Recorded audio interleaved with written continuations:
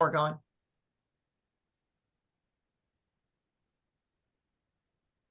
All right, well, welcome. I want to thank you all for joining us today for MPMA's Toolbox Talk. We've got a great program to share with you.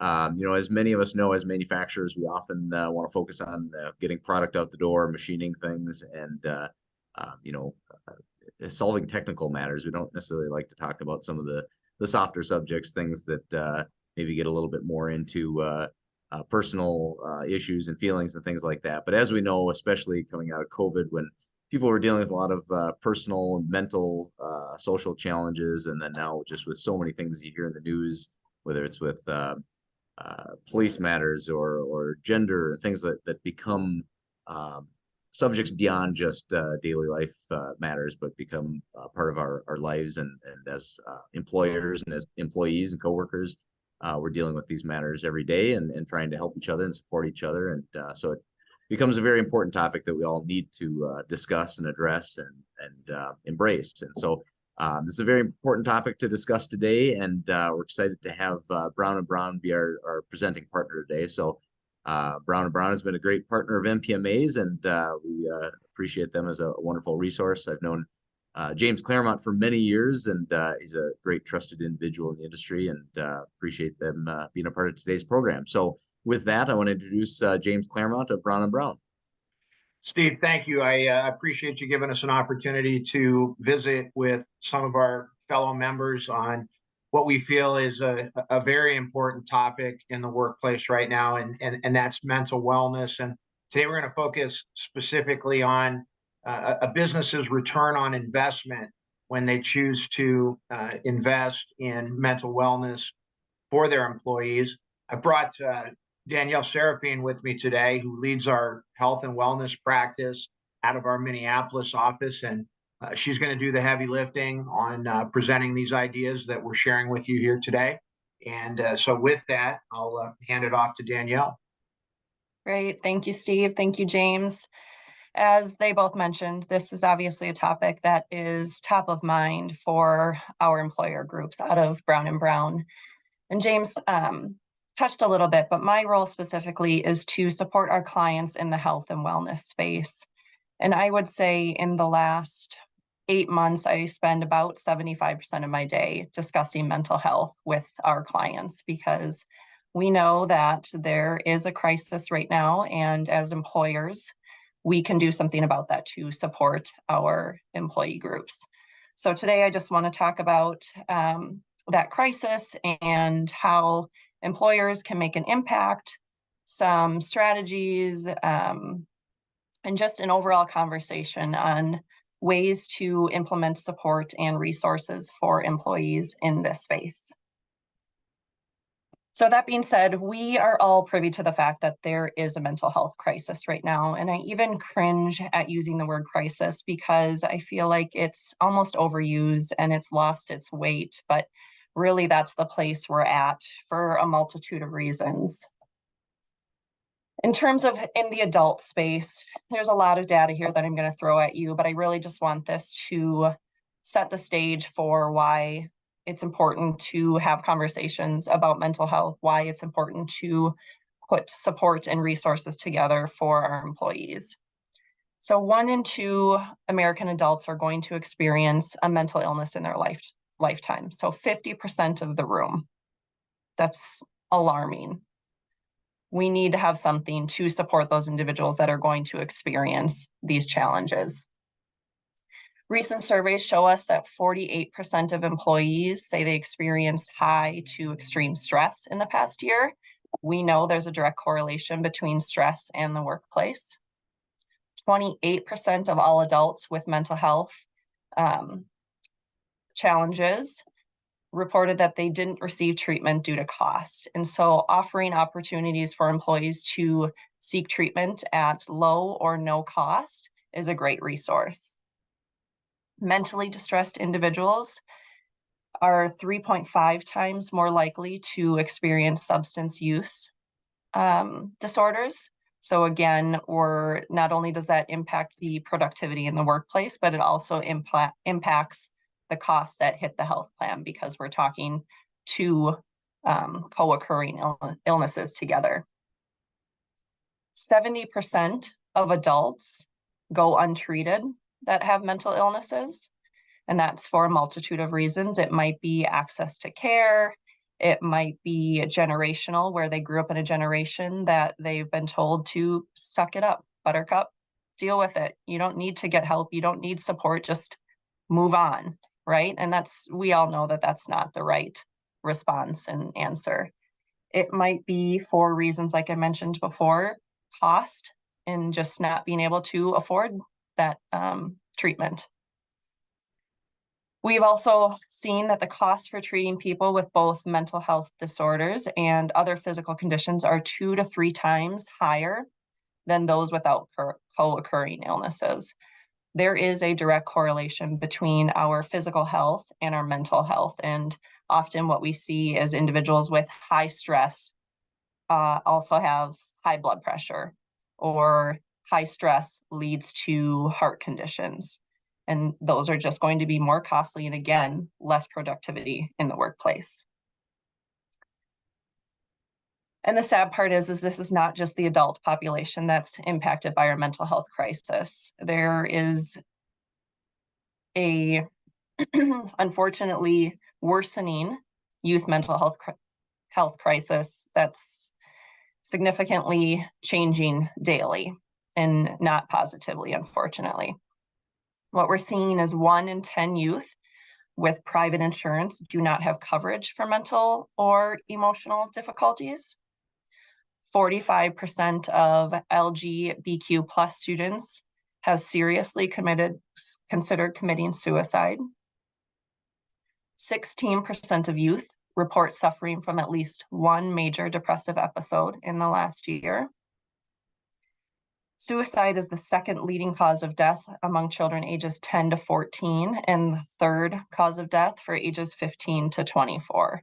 And I just want to pause there, because that statistic alone is enough for us to say, how do we support these children? What can we do to make sure that this statistic goes away? This shouldn't be the case. We should be able to prevent these types of mental health challenges, and for individuals to get to this place in their life. And employers do have an opportunity to make an impact, and we'll talk about that a little bit later. 60% of youth with major depression do not receive treatment. And 1 in 5 young people report that the pandemic had a significant impact on their mental health. With all of that being said, with the discussion in the picture I've painted on why there's a mental health crisis and what that crisis looks like, the question is, why does this matter in the workplace? Why is it important in the workplace? With us spending 40 hours a day at our job, or 40 hours a week at our job, this is a big piece of our life. And what happens at work often gets transferred to what happens at home, and what happens at home often gets transferred at work. So if we can do something to improve that, both sides of that spectrum are going to be positively impacted. So in the US, there are 350 individuals for every 1 mental health provider. This is why we have the issue we do right now. This is a big reason on why people can't access care, because there's not enough providers to service the needs of our nation right now. In terms of a cost, the cost per employee per year in lost productivity and absenteeism and presenteeism is $9,450 due to untreated depression. 62% of missed workdays are due to mental health conditions. The health plan cost is about $3,000 more for employees experiencing mental health distress than that of their peers.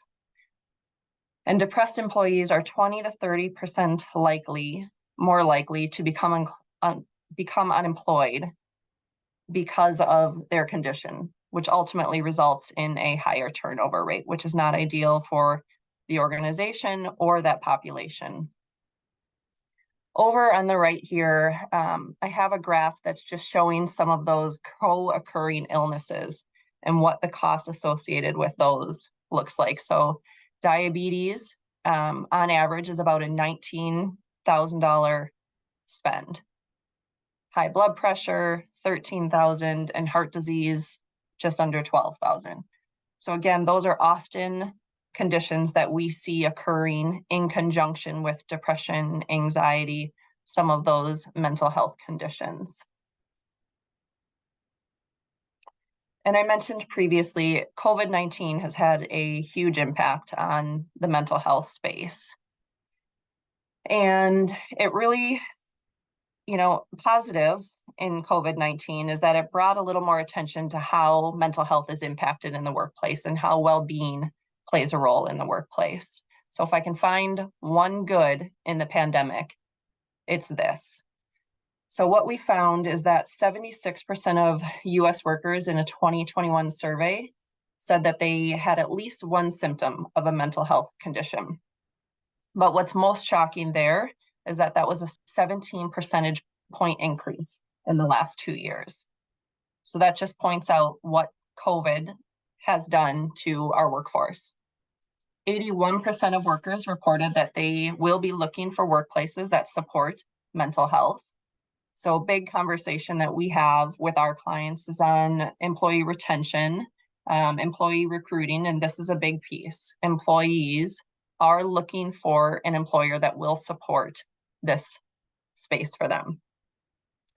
And 84% of respondents reported at least one workplace factor that had a negative impact on their mental health. And as I mentioned before, we know that there is a correlation between stress and the workplace. So with the stage set and the picture painted that mental health, there's a crisis, what can we do? We need to do more and we have an opportunity to do more. What are some of those priorities and strategies that we're seeing? What does the data in the industry tell us?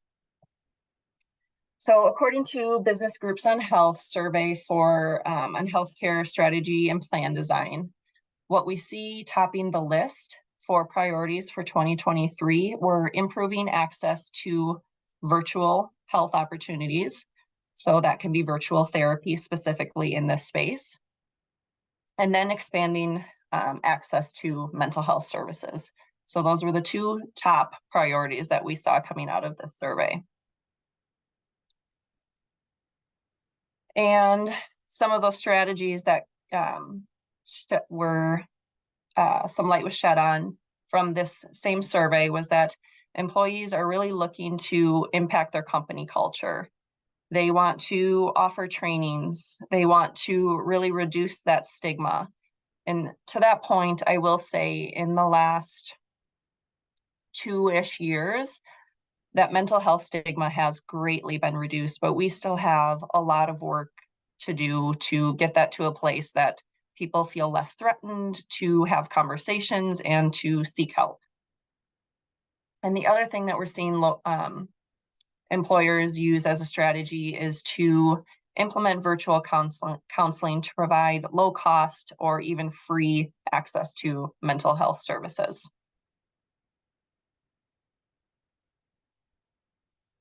And this here came out of the Office of the U.S. Surgeon General. And so what they've put together is their framework for workplace mental health and well-being. And really what it is they say there are 5 essentials for workplace mental health and well-being. And without these 5 essentials in place, you're really not serving your population.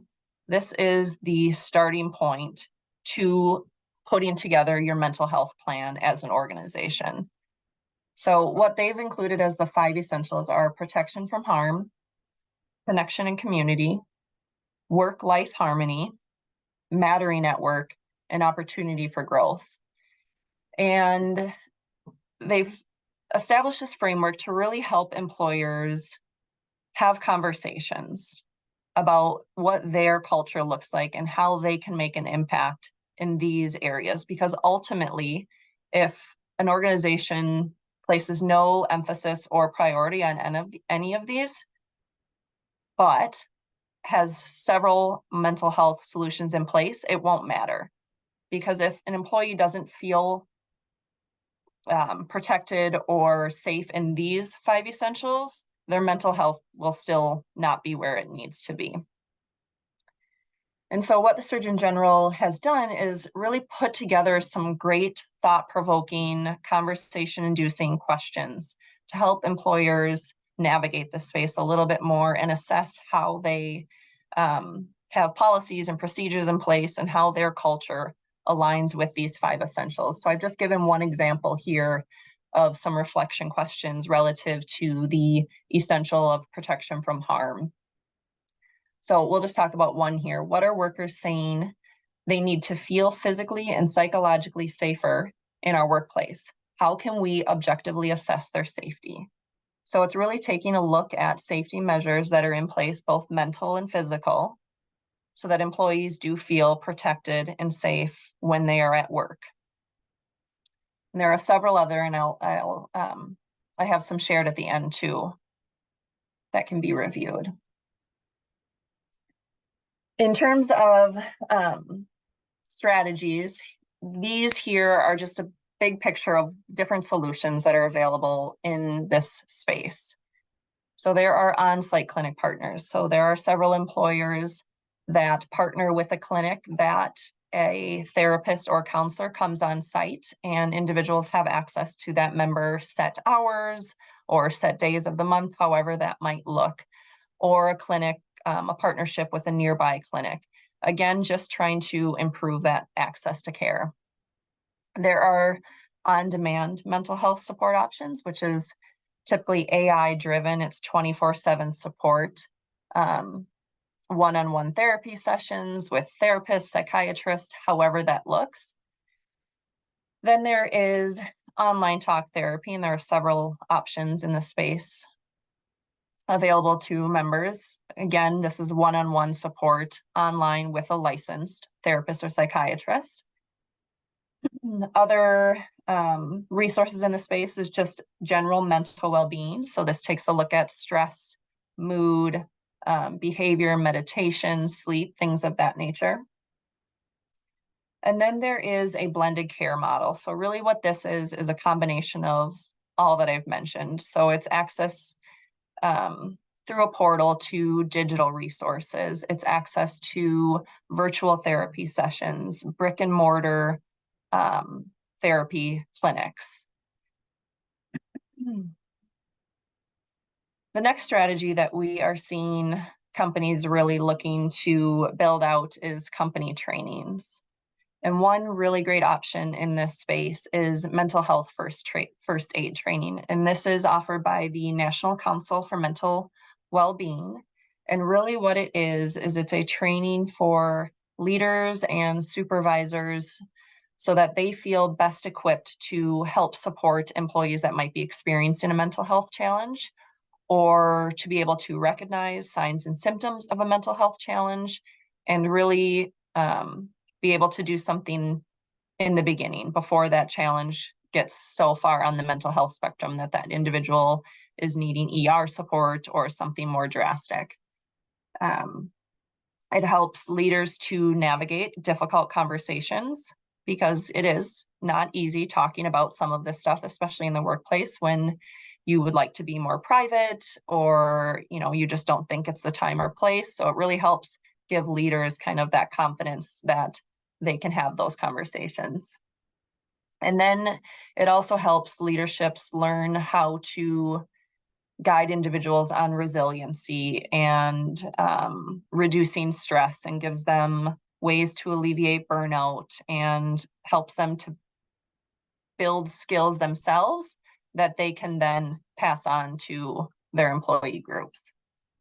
And the way this particular training operates is it's a certification, either virtual or in person, an all-day awareness training.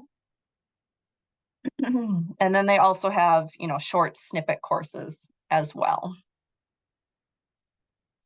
Another great option is offered through Psych Hub, and these are other mental health ally certification programs, again, for HR, leadership, supervisors, to equip them with skills necessary to navigate this ever-growing space. And then the workplace mental health through SHRM is another really great resource that offers ally courses in this space as well. And really what we're seeing is employers accessing these type of resources to support management, and then implementing a train the trainer type of model. And then next, I'm going to talk about what we at Brown & Brown have coined our EAP Reimagined. Again, this is another strategy to help support the mental health of employees. We are all familiar with an EAP, the Employee Assistance Program, but what most of us are familiar with is the traditional EAP. So this is going to be your embedded EAP that might come through your long-term, short-term disability partner. What we see out of this type of EAP is typically a utilization of 2 to maybe 3%, so incredibly low. Usually 3 free therapy sessions, and industry standards tells us that a mental health challenge is typically resolved within like 5.7, to be specific, sessions. So supporting our members with 3 doesn't typically give them the full skills needed to work through that particular mental health challenge. What we also see are long wait times. The national average right now to see a therapist is 29 days, which is not acceptable by any means. And to really speak to that, I will say from personal experience, I recently in January actually had been given a cancer diagnosis. And so I went through our health plan to get in touch with someone, because that was more than mentally I was equipped to manage. And in my reaching out to the therapist through the health plan, the shortest wait I was given was 22 days to speak to someone. And in the moment, that wasn't acceptable to me. I needed more than that. I needed some support quickly and efficiently. Fortunately, I had access to a mental health solution that allowed me to speak to someone the next day. And so really what I want to call attention to is just, if an individual has sought out care, and they get to the point where they are told they can't see someone for 22 days, that might be enough to stop them, and we lose them in the cracks. Because for most of us, it's really difficult to reach out and ask for help. And so when you get there and you're immediately roadblocked, you lose interest. The other thing that we see with these long wait times or lack of access to care with the traditional EAP is that an individual might be given a list of providers through their EAP, and they call the top 3 on the list, and the first one tells them, sure, I can get you in 27 days. The second one tells them, I'm sorry, I'm not accepting new patients. And the third one tells them, oh, I'm no longer in network for that provider. And so it's frustrating as a member to make all of those phone calls, but then to be stopped, immediately.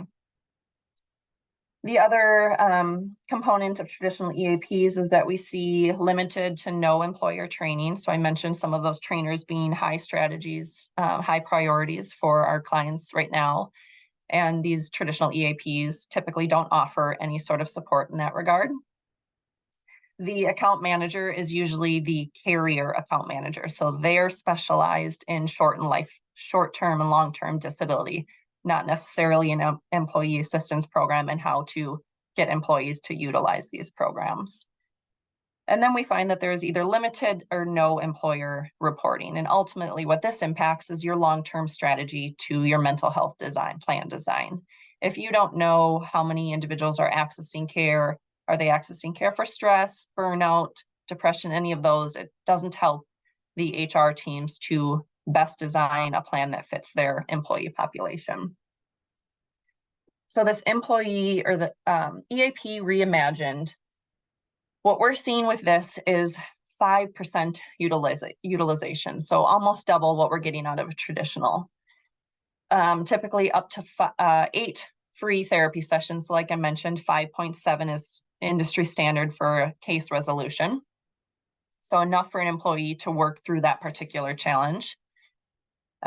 Usually initial therapy visits are within 3 to 5 days, and I would say it's even less than that. It's usually 48 hours or potentially same day.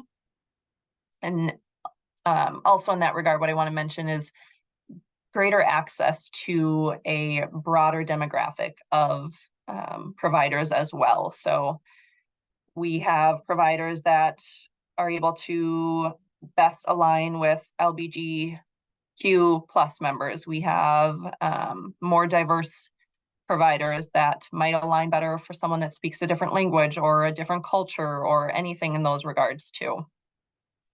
Then there's included awareness training for HR and supervisors. There's an EAP account specialist, so their job is specifically to support EAPs. And so they can help devise a communication strategy, pull together communication materials, and really make sure members are aware of the EAP, how to use it, when to use it, and drive that utilization. And then quarterly employer reports, which, as I mentioned before, really help devise that plan strategy conversation. And what the goal is to allow members to enter the front door, right? Access mental health care and not feel like they're walking into a locked door when they phone and can't reach a provider in a reasonable amount of time, or can't find a provider that's accepting new patients. So it's really building out this solution that allows access to short-term therapy sessions, the digital self-service therapy. So we look at mental health on this continuum. You have your subclinical, and then you have your clinical. And really most employees are going to fall in that subclinical, where they might not necessarily need to speak to a therapist every day, but they might need some skills on how to reduce stress, how to practice mindful breathing, how to combat lack of sleep, or anything like that. And so that's really where this digital self-service component falls in. So an individual can access these resources on their own in the moment when they need that support. Then including that work-life resources, dependent care, family care support. Also the financial wellness and legal assistance support, and crisis management. And this is a big one. You know, we all don't want to think about that moment when something could go horribly wrong on the job, but it happens. And so knowing that you have support for on-site, for your employees on-site to manage that crisis situation is really useful. Also, as I mentioned before, there is a direct correlation between mental health and substance use. So making sure that there is some sort of support in the substance use disorder space, as well as long-term therapy and medication management. And again, that subclinical preventative resources that I mentioned, meditation, mindfulness, sleep. So really making sure that that access to mental health, that door is open for individuals. Now, in order to implement solutions and strategies, there are several vendors in the space that help support these efforts. And within the last 2 years, I would say the vendor marketplace has probably doubled. There are a lot of different organizations that are either adding mental health into what they already do, building out their solutions to something more robust, or are brand new players in the space. But it is a very large marketplace right now. And this here just kind of gives you a quick glance at what's out there, really from the self-service side to the more high-touch side, and then bucketing them into some different areas. So there's several vendors that focus on resiliency and stress and some of that more self-guided digital space. A couple examples would be Calm, might be an app that you're familiar with that a lot of people utilize on their phones to help with their sleep stories, and there's mindfulness, and there's meditation and some movement things included there. Next here is the cognitive behavior therapy, digital therapy. So a few options there that are more therapy based and structured around cognitive behavior. And then you have some options in the EAP and navigator space. So these are ones that are going to be more inclusive of both the self-guided digital space, but also therapy options as well, virtual and in person. And then I've got a few special services here. And these ones really get to more some of the intricate pieces of the mental health space. So mental health first aid, I discussed that previously with some of the trainings. Empathy is another one that's more grief support, but again, just a specialty within that space. And then I talked about virtual offerings being a high priority right now for employers. So these here are just a few telebehavioral health options that are out there as well that support individuals in the mental health space. By no means is this an exhaustive list at all. The vendors are rapidly evolving and moving from one bucket to the other, but this just kind of gives you a big picture of what that space looks like. Next, I just want to walk through some data. And the reason being is I want this to encourage you to take a look at your own data, because I think it really helps paint the picture on why mental health support is necessary within your organization. And it could also help you drive conversation with leadership on why the investment is valuable. So here, this client that we're looking at, if we're taking a look at their top medical conditions, and the third is in mental, behavioral, and neuro.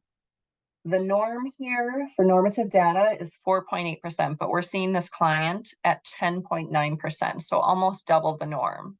So what that's saying is individuals are accessing the healthcare plan for mental health, but what else could we do so that they don't necessarily need to utilize the health plan?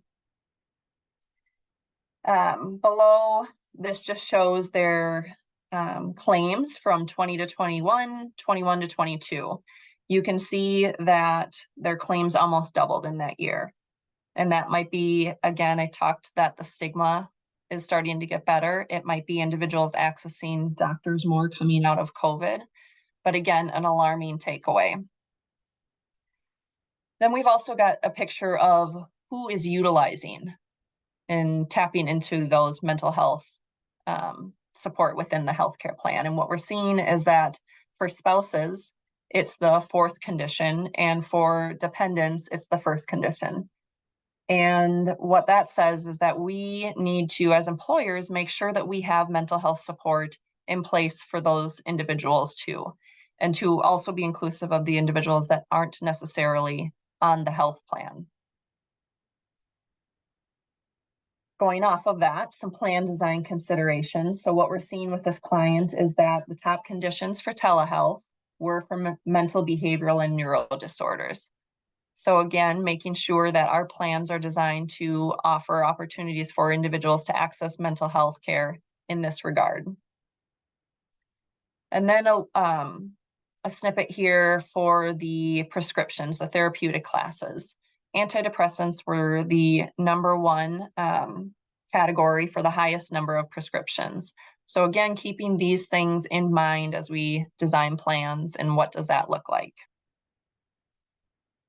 And the third one here takes a look at why employee education is important. So not only that manager training that I mentioned before for supervisors and leaders, but also individual employee education on just how to utilize the health plan, but also how to utilize the other mental health resources that are available to the employee. Because as we look here, the top conditions for inpatient hospital, the second top condition is for mental, behavioral, and neural. So the goal would be is that an individual doesn't get to that point on the mental health spectrum that they're needing inpatient support. So having resources in place that either prevent that or help them combat that along the way. Along those same lines, the third top condition for the ER was mental and behavioral. Ideally, we don't want an individual using the ER for mental health support. Obviously, if that's the place they're at, you encourage them to utilize it, but the goal would be, again, to just make sure they don't get to that point. And you can also see, in comparison to the norm, the gray line on there, both are incredibly high. So I just want to walk through a few last slides here, just kind of high level overview of what we've talked about. But as I mentioned, the U.S. Surgeon General's framework is a great resource that's out there. There are several questions that can kind of help support those conversations within your organizations with leadership and HR teams, all relative to those 5 essentials that they discussed. Protection from harm, community and connection, work-life harmony, mattering at work, opportunity for growth as the final one. And really on this slide here, what I want to call your attention to is the opportunities. So I touched on the different costs on mental health and what that does in terms of absenteeism and presenteeism, and how many missed work days are attributed to mental health and how that impacts the workplace. But ultimately, what we want to do as employers is advocate for mental health.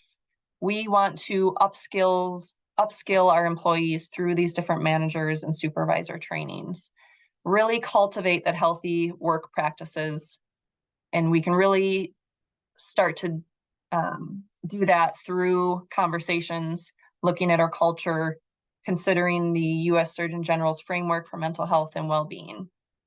And ultimately, investment does pay off. Those who felt supported by their employer with their mental health overall, half were as likely to report symptoms lasting 5 to 12 months versus years. Individuals were 2.5 times more likely to stay with their company for 2+ years. So impacting that retention and that employee turnover and the cost that comes with hiring and training new employees. And we're 5.6 times more likely to trust their company and its leaders, which ultimately leads to less stress, more job satisfaction, which we know would increase productivity and retention. So it's hard to correlate a direct ROI with mental health, but we know that the data tells us there absolutely is an impact that's made financially as well as emotionally and mentally. And we have a great opportunity as employers to do good for our employees and offer solutions and resources to improve their mental health. And today I gave you a high-level overview of what those opportunities look like. And if there are any questions or any further conversation, I'm happy to navigate those conversations and questions. Danielle, thank you, and great content. And I also wanted to thank you for talking about your individual story. I think that takes a lot of courage. If I'm, and I do have some questions here that came in from the audience while you were presenting, and I'll get to those here quickly. If I'm watching this and I'm a business owner or I'm a human resources professional, and I'm saying, okay, I get it. This is a thing. This is something I should be focusing on. But there's so much out here, and just so much even that we've just covered in the last, 30 or 40 minutes. How do I start? Where's the beginning point? Yeah, absolutely. Well, if you have access to your broker, I would say that would be a great place to start. So if you have access to an individual like myself that is specialized in this space, tap into them, because as I mentioned, the vendor space is vast alone. And so just having some support navigating that would be huge. Another great starting point would be looking at the U.S. Surgeon General's framework, because really what that can do is drive the conversation, help take an audit of your current resources and the way you currently operate, and figure out where some opportunities are. And then beyond that, I would say the next place is to partner with your carrier and take a look at some of your mental health claims data, so you can really see where your employees need support and where individuals are accessing care and how, because that will again drive some of those strategy conversations. Yes, and so this is something that we're doing for our clients. We're putting this all together in a package and helping them find a vision and a strategy to move forward. Correct. Question came in from the audience, and talking about with labor shortages being such a challenge in our industry. I think you touched on this a little bit, but we can maybe just reinforce it. With labor shortages being such a challenge in our industry, do we know how many employees we're losing from the workforce due to mental health, and whether that's early retirement or just choosing to not be employed? Did I see the statistic that 50% of full-time workers have taken a different position or maybe even left the workforce due in part to mental health issues? Yeah, it's actually, I see anywhere from low to upper 40s as the data is telling us, of individuals that are moving on either because they aren't receiving the support they need, or they're finding other organizations that are offering more robust benefits in this space, and really taking a look at that mental health piece and that work-life balance piece as kind of two of the bigger drivers. Well, I know that we focused a little bit on, what the impact has been for younger people, specifically coming out of the pandemic. And, many of the folks that were in those two age groups that we focused on are probably not part of our active workforce right now, but they're likely dependents of an employee. And when you have a child going through a challenge like that, it can certainly impact their ability to be productive, and presenteeism, absenteeism when caring for a loved one.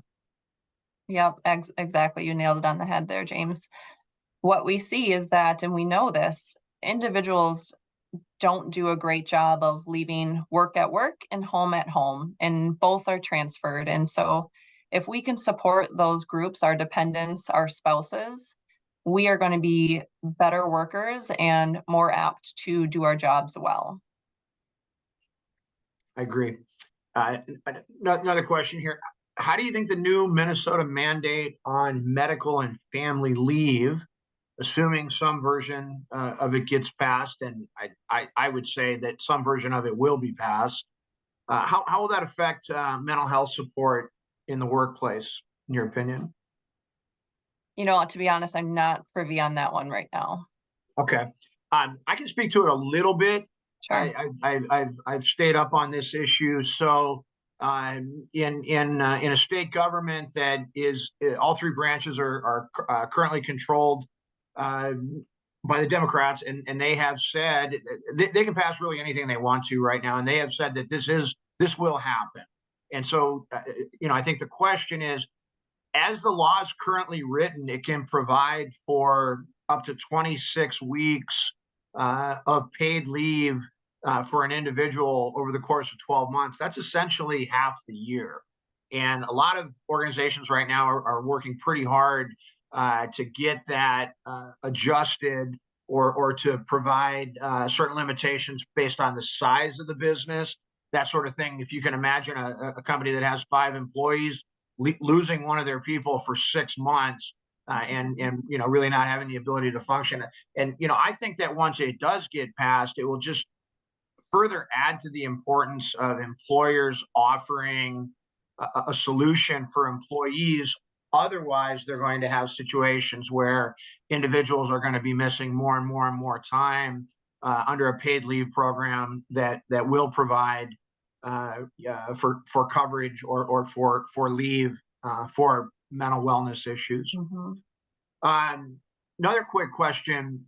We talked a little bit about the vendors that are out there, and it's a big list, and we're not here, of course, to promote any one over the other. But if an organization is looking for low cost or free potentially resources, things that are maybe already included in programs that they have in place, whether it's health plan, EAP, you mentioned many short and long-term disability vendor partners provide some version of this.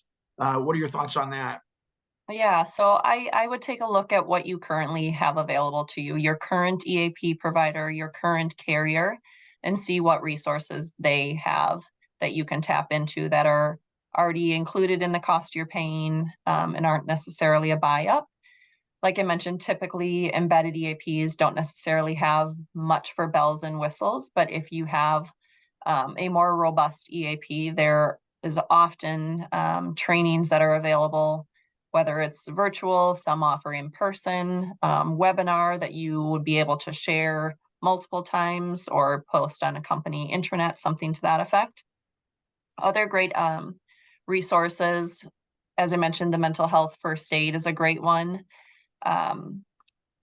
National Alliance on Mental Illness is another really great resource. They have a lot of workplace support, documents, posters, communications that you would be able to tap into.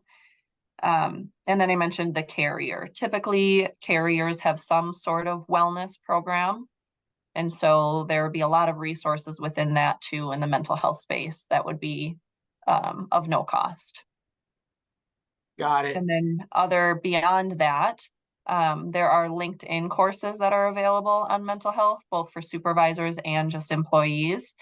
There are also TED Talks that are available that would be of no cost for employees to access as well. So there are, just with a quick Google search, a lot of resources and communication materials that could be found.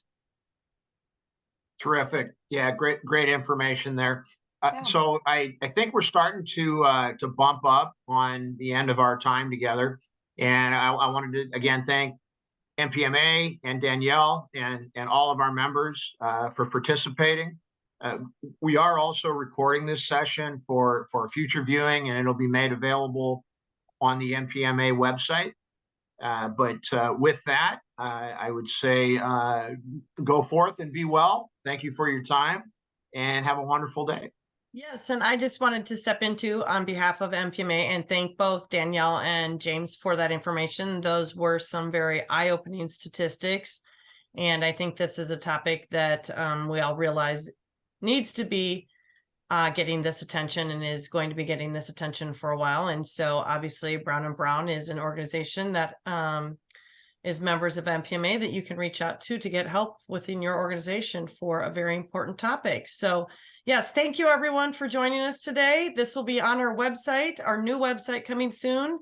And we'll also be posting it through our cycle timed newsletter coming up in a couple of weeks. So thanks everyone. Have a great day. Wonderful. Thank you, everybody. Bye-bye. Thanks.